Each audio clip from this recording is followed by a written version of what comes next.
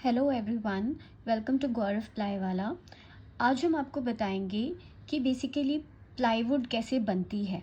Okay, तो basically क्या होता है कि पेड़ होती है ट्री के बड़े बड़े जैसे लॉग्स लिए जाते हैं। जो ट्री का बेसिकली जो बीच का जो ट्रंक होता है, ट्री का लॉग मतलब ट्री लॉग्स उसको हम बोलते हैं। ट्री का जो ट्रंक होता है, बीच का जो हिस्सा, वो लेते हैं बड़े बड़े लॉग्स। ट्री के 6, 7, 8 फुट की साइज़ में आता है वो। फिर इसका क्या किया जाता है, जैसे इस लकड़ी का जो उसको हम कन्वेयर बेल्ट की हेल्प से उसको हम डिबाकर मशीन में डालते हैं। बेसिकली क्या होता है, लकड़ी को पहले हम डिबाकर कन्वेयर बेल्ट के थ्रू हम डिबाकर मशीन में भेजते हैं। उसमें क्या होता है, वो जो लॉग रहता है, ट्री का जो लॉग रहता है, उसको बेसिकली पहले हम पील करते हैं। लाइक जो ट्री का ऊपर का जो छिलका रहता है उसको हम पील करते हैं, और डिबाकर मशीन के थ्रू पील भी कर सकते हैं। फिर जैसे कि एक वाटर जेट प्रेशर, जो हाई वाटर प्रेशर की जो मशीन रहती है, उससे भी हम पील कर सकते हैं। तो लकड़ी को बेसिकली जो ट्री का जो ट्रंक है तो उसको पहले हम छीलते हैं, पील करते हैं।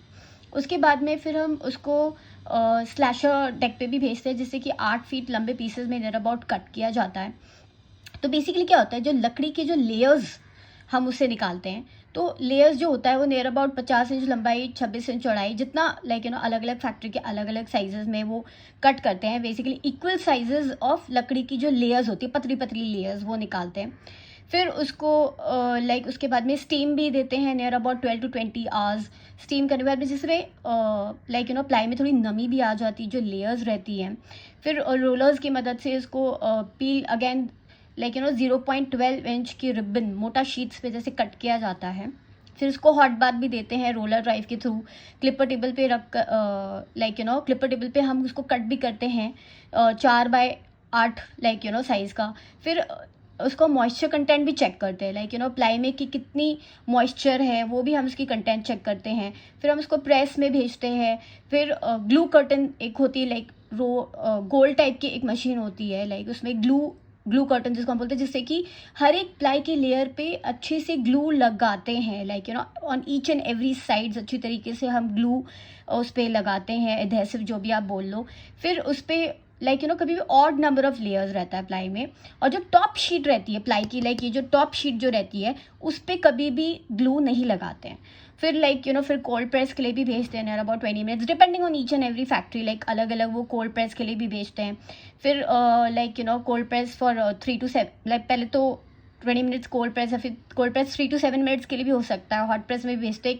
हाइड्रोलिक प्रेशर में भी हम एक टेम्परेचर मेंटेन करके उसमें प्लाई का किया जाता है। तो बेसिकली ये हो गए कुछ जैसे कि टर्म्स ऑफ जैसे कि प्लाई कैसे बनता है। और जितना स्मूथ, जैसे कि ये जो लेयर है, जितना स्मूथ ये लेयर, जो पत्ता जो हम प्लाई का जो बोलते हैं लेयर, उतना अच्छा, जितना स्मूथ है उतना अच्छा है।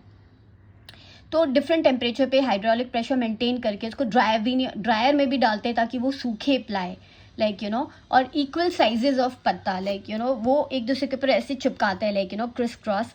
और टेम्परेचर ड्रायर में भी एक नियर अबाउट टेम्परेचर 98 डिग्री तो से लीजिए आप 200 डिग्री तक मेंटेन करते हैं, उसको सुखाते हैं हर एक पत्ते को, नमी ताकि प्लाई में ना रहे। जो हम स्टीम में भी डालते तो नमी आ जाती है प्लाई में। तो बेसिकली ये सब तरीका होता है। अगर हम एक नॉर्मल सिंपल लैंग्वेज में अगर मैं आपको बताऊं, तो जो ट्री की जो लॉग होती है उसके थिन लेयर्स को, ट्री की जो लॉग होती है उसकी थिन पतली पतली लेयर्स ऑफ प्लाई, आप लकड़ी के लेयर्स बोल लो, पतली पतली लेयर्स बोल लो, उसको कोर भी कहते हैं, छिलका बोल लो, पत्ता बोल लो। ये पत्ता मतलब ये पत्ता जो लकड़ी का, ये पतला पत्ता, ऐसे पतले पतले पत्ते निकलते हैं लकड़ी के। और उसको आप ऐसे क्रिस क्रॉस क्रिस क्रॉस रखते हैं, जैसे ऐसे फिर ऐसे फिर ऐसे फिर ऐसे रखा जाता है। लेयर्स, पतली पतली लेयर्स को एक दूसरे के ऊपर ऐसे रख के एक दूसरे के ऊपर ऊपर ऊपर ऐसे रखा जाता है क्रिस क्रॉस में।